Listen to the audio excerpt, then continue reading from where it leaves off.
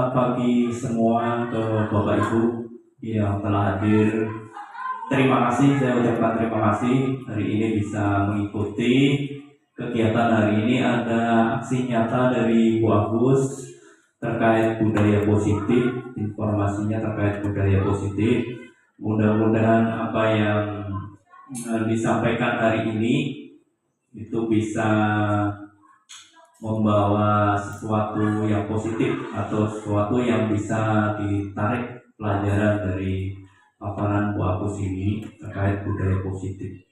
Itu aja yang dapat saya sampaikan untuk sambutan. Mudah-mudahan kegiatan kali ini bisa bermanfaat untuk semua. Akhir kata, wassalamualaikum warahmatullahi wabarakatuh. Terima kasih atas sambutan yang diberikan dari Bapak Kepala Sekolah. Selanjutnya kita akan masuki acara berikutnya, acara utama kita pada pagi hari ini, yaitu Ibu Agus akan menyampaikan pelaksanaan materinya, itu pelaksanaan aksi nyata modul 1.4 budaya positif, yang mana kita ketahui bahwa Ibu Agus merupakan salah satu CGP Angkatan 11 Kota Palangkaraya. Mungkin kita berikan sambutan yang meriah dulu untuk Ibu Agus. Semangat kita hari ini, salah satu inspirasi kita ya, mewakili sekolah kita sebagai salah satu CGP pada tahun hari ini. Bu Agus, kami berikan kesempatan yang bagus, mungkin kita ke belakang, Bu Agus akan menyampaikan materi.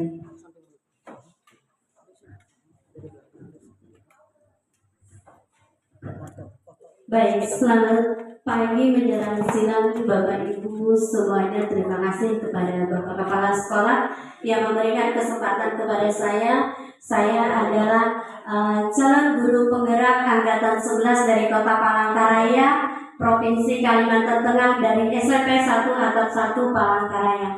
Saya di sini akan memaparkan bagaimana budaya positif yang ada di sekolah. Baik, Ibu Rina, lanjutkan. Di dalam paparan saya hari ini, saya akan membawakan ada beberapa kesepakatan kelas ya, yang nantinya menjadikan satu pelaksanaan kita di dalam kegiatan aksi nyata saya hari ini. Baik, di sana ada beberapa kesepakatan kelas yang bukan. Yang satunya ini. Iya. Lain. Tangan di atas ini kuning.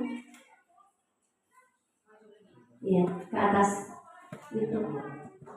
Lagi. Iya. Ini ada kesepakatan kelas dalam forum kita pada pagi hari ini, pagi menjelang siang.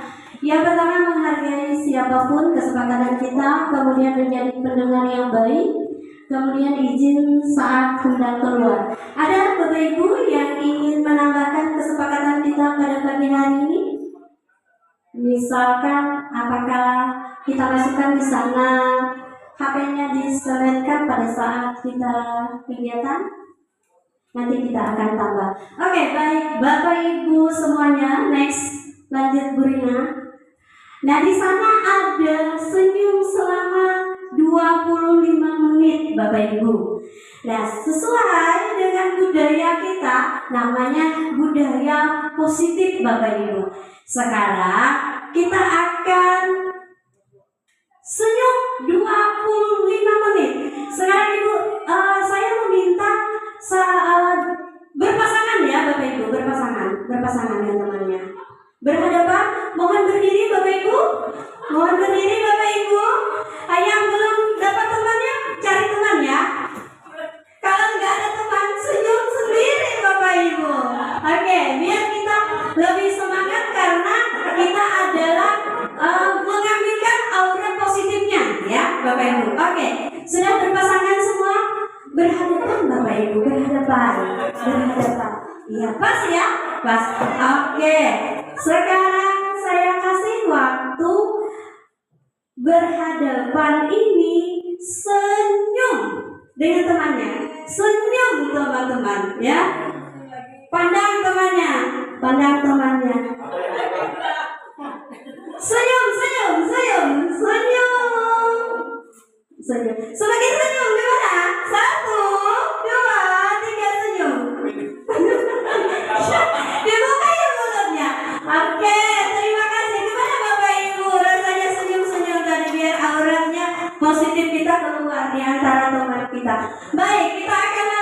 perhatikan selanjutnya adalah ini ada di dalam budaya positif itu ada konsep inti daripada budaya positif itu ada di sana adalah perubahan paradigma belajar, kemudian ada disiplin positif, kemudian yang ketiga itu ada nilai-nilai kebajikan, yang keempat itu adalah kebutuhan mendasar, kebutuhan manusia, kemudian yang kelima itu adalah motivasi perilaku manusia, selanjutnya posisi kontrol guru, kemudian ada keyakinan kelas dan ada segitiga restitusi. Ya, di sini akan materi yang akan saya sampaikan nanti. Lanjut Bu Rina.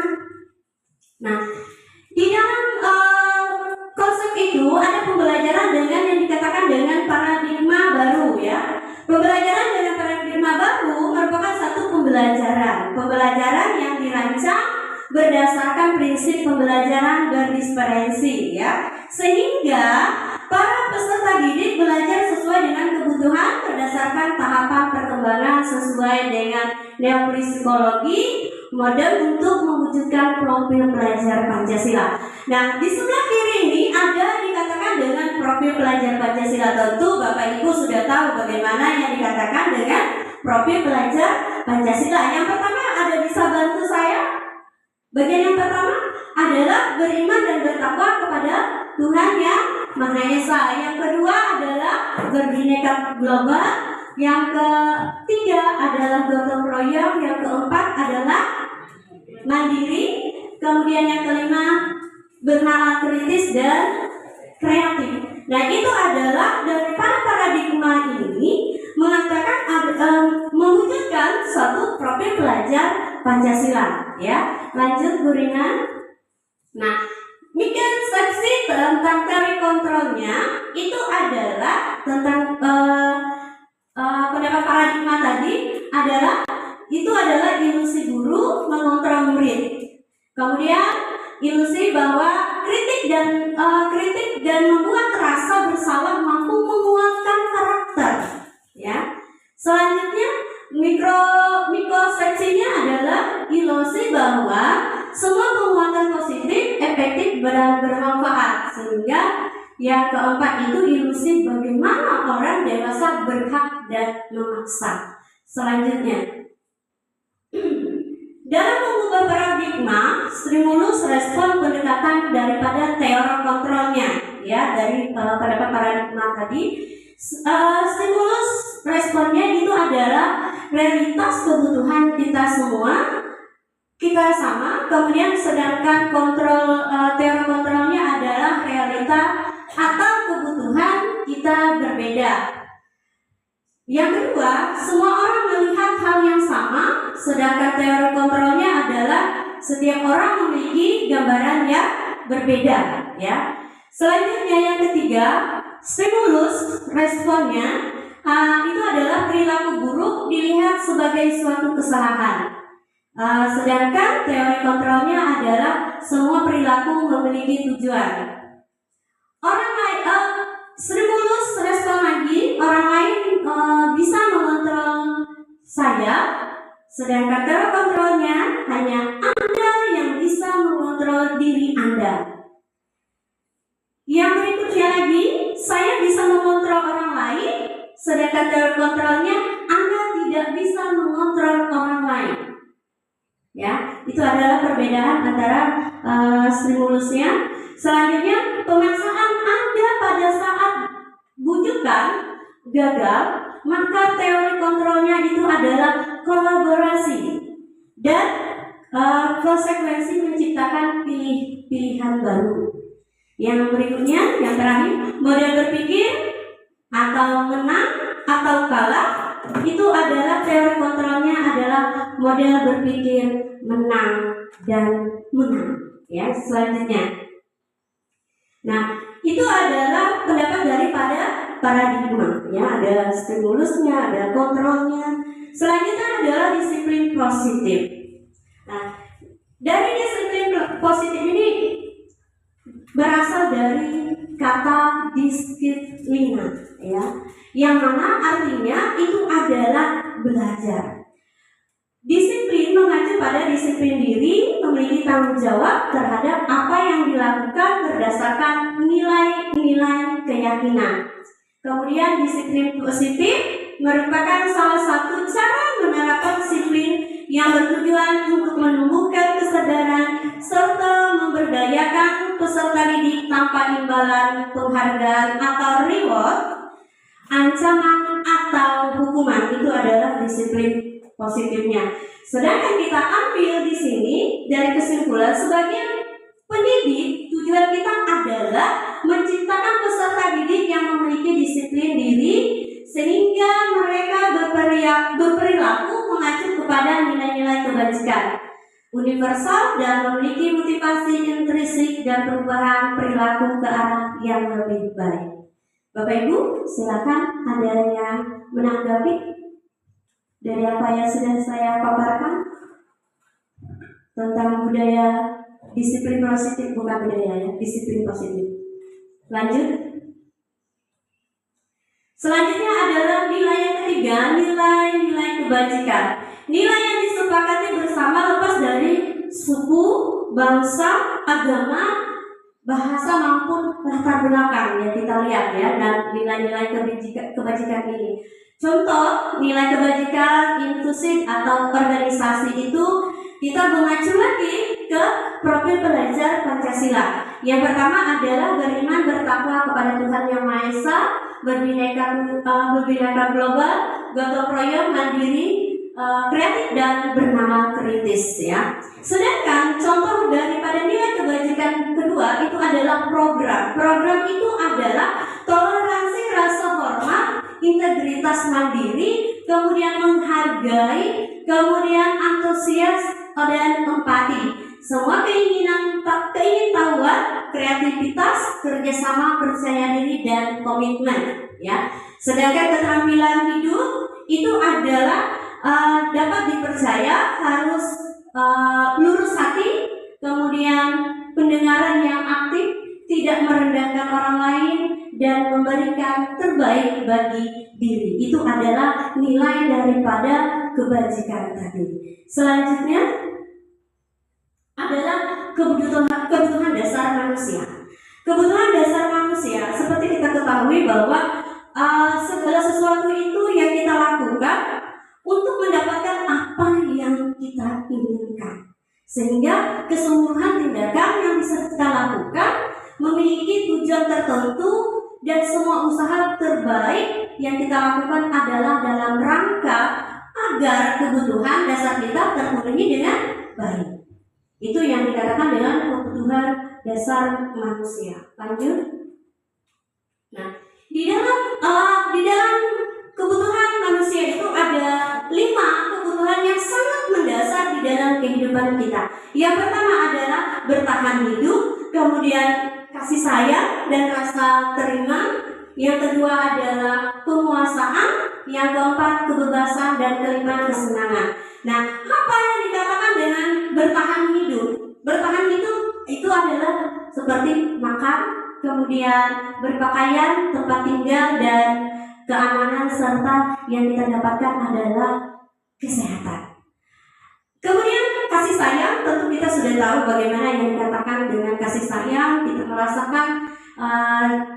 merasa berterima kasih, kemudian kita merasa kepedulian kita, berbagi, bekerja sama, kemudian menjadi bagian dari kelompok kita yang nantinya di mana tempat kita berada. Kemudian yang ketiga ini penguasaan, harga diri, keinginan untuk dianggap, kemudian memimpin, berprestasi, diakui dan didengar. Itu adalah kebutuhan yang ketiga. Sedangkan kebutuhan yang keempat itu adalah kebebasan, itu adalah mandiri, memiliki pilihan, kemudian mencoba hal yang baru, mampu mengendalikan arah dirinya. Sedangkan kebutuhan yang kelima itu bermain, humor, antusiasme dan tertawa. Termasuk yang kita lakukan tadi ya, termasuk dengan budaya senyum 25 detik tadi ya.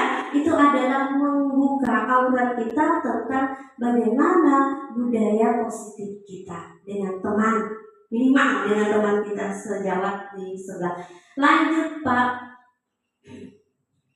Sekarang itu adalah baik ada motivasi intrinsik maupun motivasi intrinsik. Nah, motivasi intrinsik ini adalah yang pertama untuk menghindari ketidaknyamanan atau hukuman. Juga motivasi intrinsik itu adalah untuk mendapatkan imbalan atau penghargaan dari orang lain, sedangkan motivasi intrinsiknya itu untuk menjadi orang yang mereka inginkan menghargai diri sendiri dengan nilai mereka percaya. Lanjut.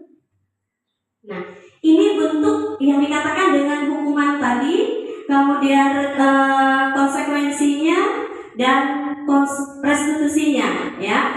Nah, dalam hukuman itu tidak terencana, kemudian atau tiba-tiba, ya, untuk ini.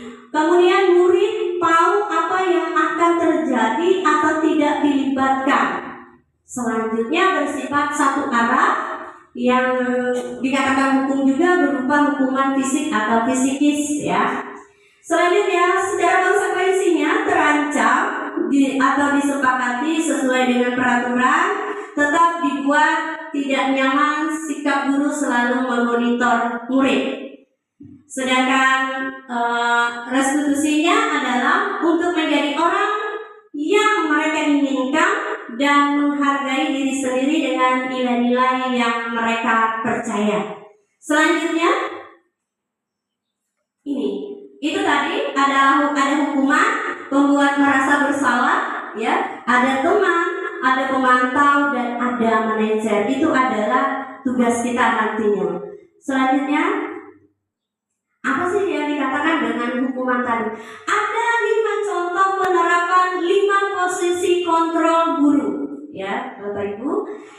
Yang pertama kita lihat kasus siswa tidak memakai atribut, misalkan sering ini yang terjadi di sekolah kita, ya, tidak menggunakan atribut lengkap pada saat upacara hari Senin, itu sering terjadi di sekolah kita. Nah, ini adalah merupakan penerapan posisi kontrol dari guru. Bagaimana nanti kita di dalam posisi kontrol ini nanti kita bisa mengelola emosi kita dengan 3 tahap segitiga restitusi tadi. Selanjutnya, Pak. Nah, ini tadi ada hukum, penghukum, pembuat merasa bersalah, teman, pemantau, dan manajer, ya. Nah, dari kelima tadi kita mengambilkan kasus anak yang tidak menggunakan atribut tadi, ya. Nah, di sini kita sebagai guru bukan penghukum, ya, tetapi kita hormat pada bendera. Misalkan kita mengasih, ya, hormat bendera selama 1 jam, itu adalah merupakan satu hukuman. Nah, nanti bagaimana solusinya kita akan nanti lanjutkan. Kemudian pembuat merasa bersalah. Berapa kali ibu bapak harus memberitahu kamu selalu saja melewatkan ibu atau bapak? Artinya dalam kasus tadi, ya. Nah, dia tidak kita hukum, tetapi kita menggunakan 5 posisi kontrol ini yang kita gunakan. Yang pertama tadi hormat pada bendera itu adalah merupakan satu hukuman, ya. Kemudian pembuat merasa bersalah. Berapa kali ibu bapak harus memberitahu kamu selalu saja merewelkan, ya, ibu bapak guru. Artinya dia seolah nggak apa-apa itu, daripada aja ibu marah-marah.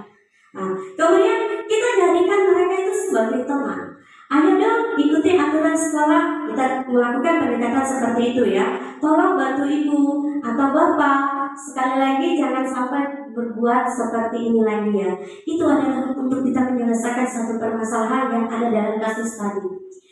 Kemudian kita sebagai pemantau, kamu sudah melanggar peraturan sekolah, kamu tahu konsekuensinya. Setelah upacara kamu beli atribut ke koperasi dan jangan diulangi lagi. Itu adalah posisi pemantau. Sedangkan posisi manajernya, apakah kamu tahu kesalahanmu?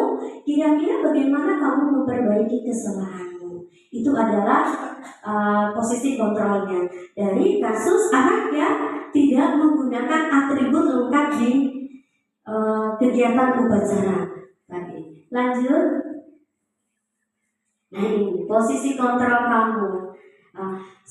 Dikatakan ada posisi kontrol apakah kamu. Nah, setelah kita melihat kasus tersebut tadi, di sana ada anak bisa mengatakan kita mengatakan saya kecewa sekali dengan kamu. Kemudian apa rencana kamu menyelesaikan masalah ini? Yang ketiga, ayolah lakukan demi bapak atau ibu ya. Itu yang kita lakukan dalam posisi kontrol tadi ya, dalam kasus tadi. Kemudian kamu tidak pernah mendapatkan nilai jika tidak mengerjakan tugas. Nah, ini adalah posisi kontrol yang nantinya yang kita kelola pada diri kita sebagai guru. Lanjut.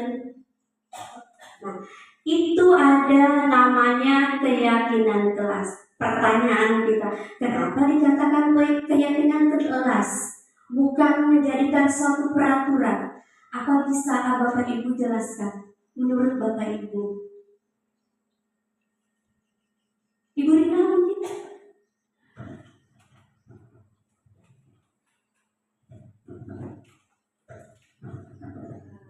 Ini sepemahaman saya sendiri, mungkin kalau salah minta dikoreksi nanti.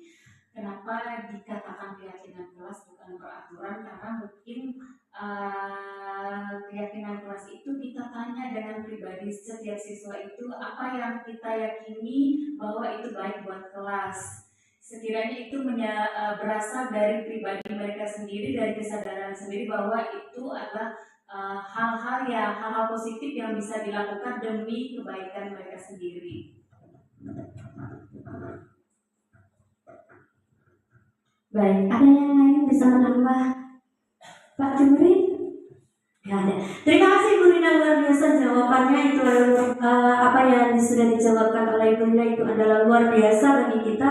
Kenapa kalau dikatakan bahwa keyakinan kelas itu bukan suatu peraturan? Karena kita sadar bahwa keyakinan kelas itu tadi dikatakan teman kita bahwa itu adalah kesepakatan yang ada yang kita buat di dalam kelas. Kalau dikatakan peraturan, otomatis dia akan kembali ke hukuman. Lanjut Pak Ben. Terima kasih Bu Rina.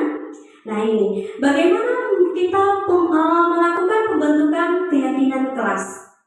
Ya, biasa seperti kita lakukan di kelas kita. Kalau saya melakukan setiap mata pelajaran saya masuk, dan ini juga dilakukan oleh Bapak Ibu guru setiap kita masuk ataupun di awal acara. Kesepakatan dengan guru mata pelajaran dan juga kesepakatan kita di dalam kelas. Artinya adalah ada satu keyakinan kelas yang bisa kita sepakati, yang bisa kita rembuk, yang bisa kita buat, yang kita bisa kita laksanakan bersama-sama dengan siswa kita. Sehingga itu membentuk suatu keyakinan kelas yang ada di kelas kita. Nah, bagaimana pembentukan keyakinan kelas itu? Kelas yang abstrak, kemudian berupaya bertanya secara universal, artinya apa yang bisa kita sepakati bersama dengan siswa, kita tanyakan, yang nantinya mungkin bisa kita jalankan dan kita sepakati menjadikan itu harus mempunyai konsekuensinya. Kemudian sedikit saja mudah dan dipahami. Kita buat suatu keyakinan kelas itu yang mudah dan bisa kita jalankan dan kita pahami. Kemudian sesuai dengan kondisi kelas dan sekolah sehingga mudah diterapkan. Sedangkan bagaimana pembentukan keyakinan kelas berikutnya, semua warga sekolah atau warga kelas dilibatkan saat membuat suatu keyakinan kelas. Kenapa? Hal ini bisa kita lakukan, kita buat bersama-sama dengan warga sekolah, dengan kelas, karena ada setiap kontrolnya nanti, posisinya itu adalah suatu keyakinan kelas itu ada konsekuensinya. Dengan kontrol 5 kontrol tadi, tidak menghukum, ya. Kemudian kita jadikan mereka sebagai teman dan selanjutnya. Lanjut. Nah, ini untuk kita menyelesaikan yang dikatakan dengan segitiga restitusi. Bagaimana yang dikatakan dengan segitiga restitusi? Yang pertama itu adalah validasi tindakan yang salah. Kemudian kita menanyakan suatu keyakinannya, kemudian kita akan menstabilkan identitasnya. Apa yang sudah saya lakukan kemarin itu sudah menunjukkan ada satu kasus itu yang bisa diselesaikan oleh kita sebagai guru. Nah, dari segitiga restitusi ini itu adalah merupakan suatu proses dialog yang dijalankan oleh guru agar dapat menghasilkan murid yang mandiri dan bertanggung jawab. Lanjut. Nah, menstabilkan. Kalau mengatakan menstabilkan identitas berdasarkan prinsip untuk membuat kesalahan adalah bagian dari proses pembelajaran. Nah, berdasarkan prinsip tersebut, yang pertama kita berbuat salah itu kita mengatakan itu adalah wajar dalam kita menyelesaikan suatu permasalahan ya. Permasalahan itu yang kita menggunakan segitiga restitusi. Berarti yang pertama ini adalah stabil identitas. Nah, apa saja yang terbuat dalam kasus itu? Misalkan berbuat salah itu kita menyelesaikan masalah wajar. Kita mengatakan kalau kita pada saat kita menyelesaikan permasalahan tersebut. Kemudian tidak ada manusia yang sempurna. Misal seperti kasus tadi tidak menggunakan atribut, kita mengatakan wajar itu kesalahan. Bisa lupa. Anak itu mengatakan, Bu, saya lupa membawa atributnya. Oke, biasa, nggak apa-apa, itu wajar aja kita lupa. Nah, itu contohnya. Kemudian ibu bapak tidak mau mencari siapa yang salah, tetapi ingin mencari solusi dan dari permasalahannya. Kemudian kamu berhak merasa begitu. Nah, itu adalah kata-kata yang nantinya kita gunakan dalam menstabilkan identitas dalam suatu kasus permasalahan menggunakan segitiga restitusi. Lanjut. Validasi tindakan yang salah. Nah, di dalam validasi tindakan yang salah, dalam kita menyelesaikan suatu permasalahan itu berdasarkan prinsip dari setiap perilaku berupaya memenuhi suatu kebutuhan tertentu. Misalkan kamu pasti punya alasan mengapa melakukan hal itu. Kemudian padahal kamu bisa melakukan lebih buruk dari ini ya. Kemudian kamu patut bangga karena telah melindungi sesuatu yang penting buatmu. Yang berikutnya, kamu melakukannya karena mempertahankan sesuatu yang penting bagimu. Itu adalah bagaimana bahasa yang kita gunakan dalam menyelesaikan suatu permasalahan di dalam suatu kasus menggunakan segitiga restitusi tadi, sehingga kita dapat memvalidasi tindakan yang salah itu. Lanjut, Pak. Kemudian yang ketiga, menanyakan keyakinan. Berdasarkan prinsip atau teori kontrol bahwa pada dasarnya kita reputasi secara intrinsik. Ya. Apa saja yang di dalam dasarnya itu? Yang pertama, dalam kita menyelesaikan suatu permasalahan, kita bisa menanyakan apakah keyakinan kelas kita, kemudian nilai-nilai apa yang telah kita sepakati bersama. Kemudian seperti apa gambaran sebuah kelas yang ideal menurut kamu? Selanjutnya kamu ingin menjadi orang yang seperti apa? Itu yang untuk kita menanyakan satu keyakinan. Ya, lanjut Pak. Ini adalah contoh penerapan segitiga restitusi yang sudah saya lakukan. Tolong Pak bisa diputar videonya. Ya, ini yang sudah saya lakukan kasusnya kemarin adalah Aldi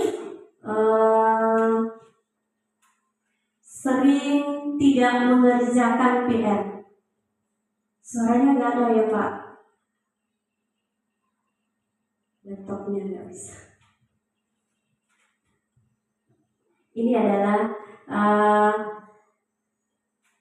penyelesaian saya menggunakan segitiga restitusi kemarin. dalam permasalahan. Aldi ini adalah siswa yang sering tidak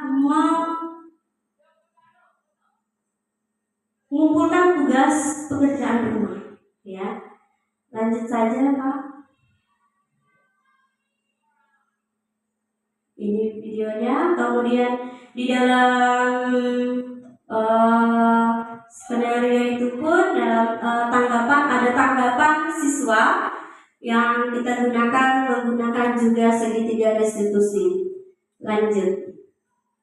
Nah, dapat kita simpulkan Bapak Ibu, dalam penerapan program disiplin positif, hendaknya seorang guru memiliki standar kepribadian, kemudian mempunyai profesional dan sosial yang baik, di mana guru mampu merefleksikan dirinya dalam posisi kontrol saat ini. Bagaimana perjalanan dirinya sebagai akung atau manajer yang menuntun murid menjadi insan yang mandiri dan bertanggung jawab sesuai dengan standar nasional pendidikan kita. Baik, demikian Bapak Ibu paparan saya dan aksi nyata saya pada pagi menjelang siang hari ini. Silakan nanti Bapak Ibu menanggapi, melewati umpan balik dan refleksi yang nanti akan kami bagikan kertas nanti, dan nanti minta tolong Pak Jumrin untuk menempelkan di dinding. Nanti Bapak Ibu silakan untuk memberikan umpan balik. Sebelum kita masuk ke umpan balik dan refleksi, ada mungkin masukan dari Bapak Ibu? Silakan. Kalau tidak ada, satu lagi saya minta tolong Bu Nur, minta untuk bagikan kertas ini nanti. Satu orang 2, satu lembar untuk umpan balik dan satu lembar untuk refleksi bagi saya untuk penyampaian aksi nyata ini. Demikian Bapak Ibu, sambil kita menunggu untuk ditempelkan di depan, silakan Bapak Ibu untuk menulis umpan balik dan refleksi yang ada, dan nanti kita akan tempelkan di kartun yang akan kami siapkan.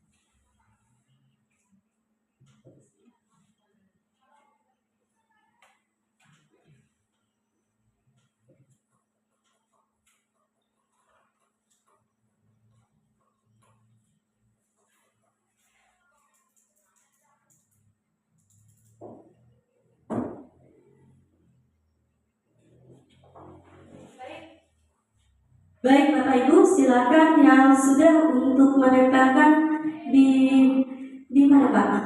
Di sini Kak Pak. Silakan di bagian umpan balik. Silakan ditempel bagian umpan balik. Kalau kurang nanti bisa diambil kertasnya. Dan refleksi, bagian refleksi silakan tempelkan di bagian refleksi. Silakan Bapak Ibu. Umpan balik itu contoh isi yang kita ungkapkan tuh mungkin bisa diberikan contohnya. Misalkan umpan balik Ibu tentang paparan yang sudah saya lakukan itu tadi. Apakah dari segi paparan saya, dari yang Ibu lihat, itu tergantung dari Ibu. Artinya ada umpan balik ini nanti akan menjadikan satu refleksi itu nanti akan perbaikan untuk saya berikan. Kalau untuk refleksi itu seperti apakah kami yang berefleksi? Iya, refleksi Ibu ke paparan saya tadi. Supaya kedepannya seperti apa saya. Ya. Mungkin ada masukan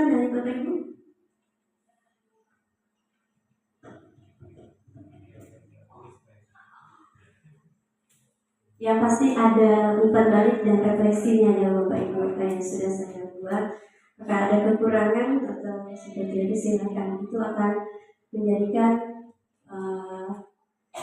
refleksi ke depannya untuk saya membawakan paparan berikutnya ke aksi nyata.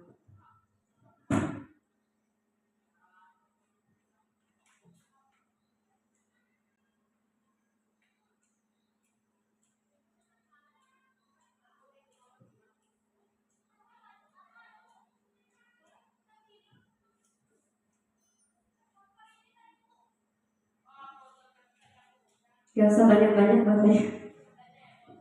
Silakan yang sudah, Pak Indra, mungkin sudah, Bu Medi sudah.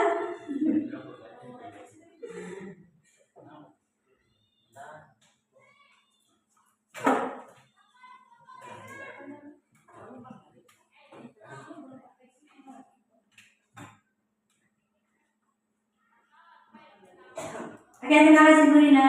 Umpan balik dari apa yang sudah kita kerjakan. Bapak Ibu yang lain, minta saluran silakan Bapak Ibu. Kalau tidak cukup boleh ambil, ada lebih kita.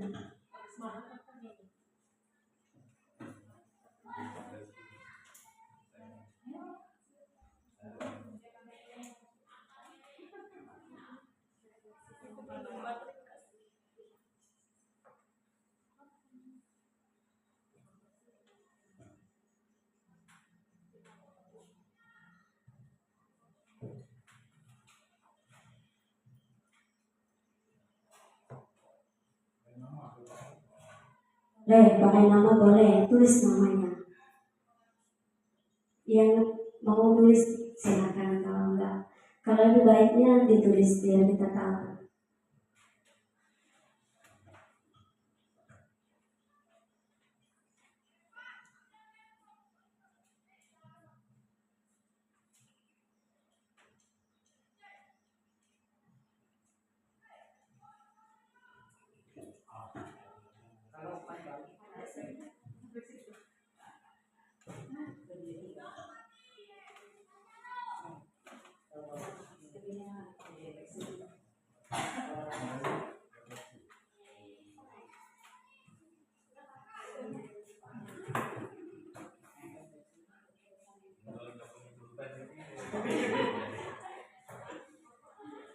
Terima kasih Bapak Ibu yang sudah.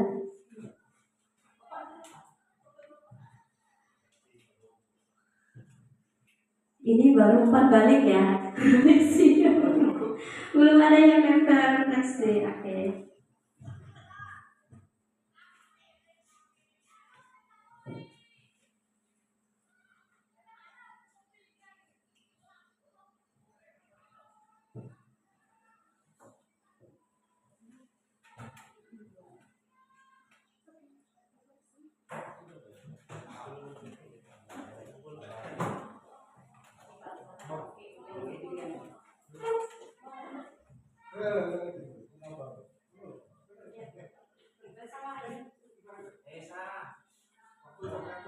Iya.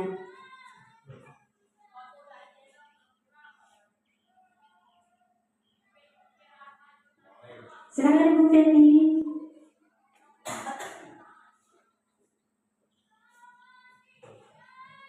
Baik, terima kasih Bapak Ibu. Tinggal kita tunggu refleksi.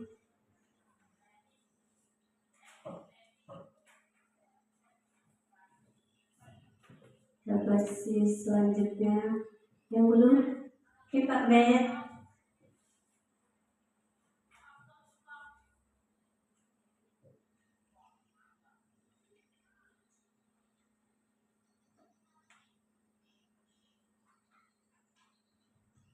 Silakan mengaku solusi seadanya.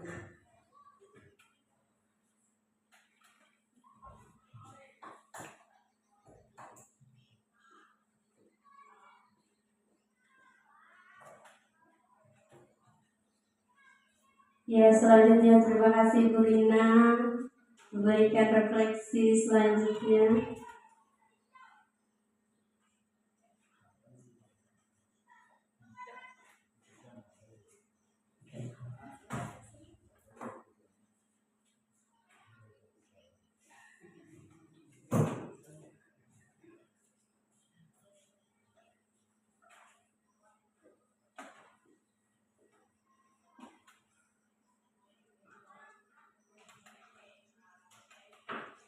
Kalau memang ada refleksi, silakan refleksi. Kalau tidak ada, nggak menjadi masalah ya. Ya apa-apa. Iya. Iya. Makasih Ibu Nur. Silakan Pak Indra, Pak Ber. Oh, rupanya refleksi. Oke, terima kasih Pak Indra. Selanjutnya Pak Ber ya. Oke, Pak Ber. Iya. Ya apa-apa.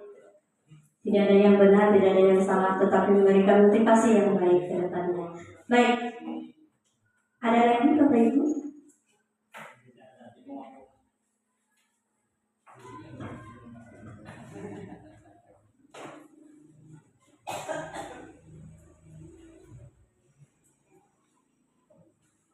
Tidak ada satu orang. Bu Penny.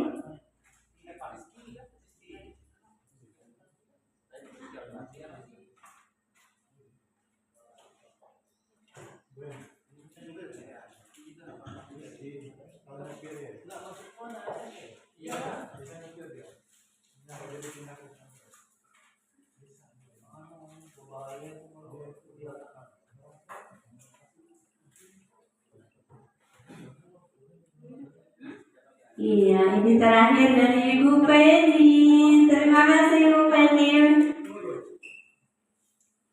Terakhir berikan refleksi dari Ibu Penny. Terima kasih Ibu Penny, luar biasa. Terima kasih Bapak Ibu. Saya ucapkan banyak terima kasih atas bantuan dukungannya, terutama dari Bapak Kepala Sekolah, Bapak Ibu Guru yang hari ini hadir dalam kegiatan aksi nyata saya sebagai calon guru penggerak angkatan 11 Kota Palangkaraya dari SMP 1 Atap 1 Palangkaraya, Provinsi Kalimantan Tengah. Dengan demikian, dari kesimpulan dan umpan balik dan refleksi yang sudah saya lakukan dan disampaikan oleh Bapak Ibu, dengan demikian kegiatan kita pada siang hari ini saya ucapkan banyak terima kasih dan semoga kita selalu sehat, bisa menjalankan aktivitas apa yang sudah saya paparkan, apa yang sudah saya sampaikan ini berguna, bermanfaat bagi kita untuk kelangsungan pembelajaran yang ada di sekolah kita maupun di dalam kelas. Terima kasih sekali lagi kepada Bapak Ibu yang hari ini hadir di tempat ini. Baik, saya kembalikan ke pembawa acara untuk kegiatan kita pada siang hari ini.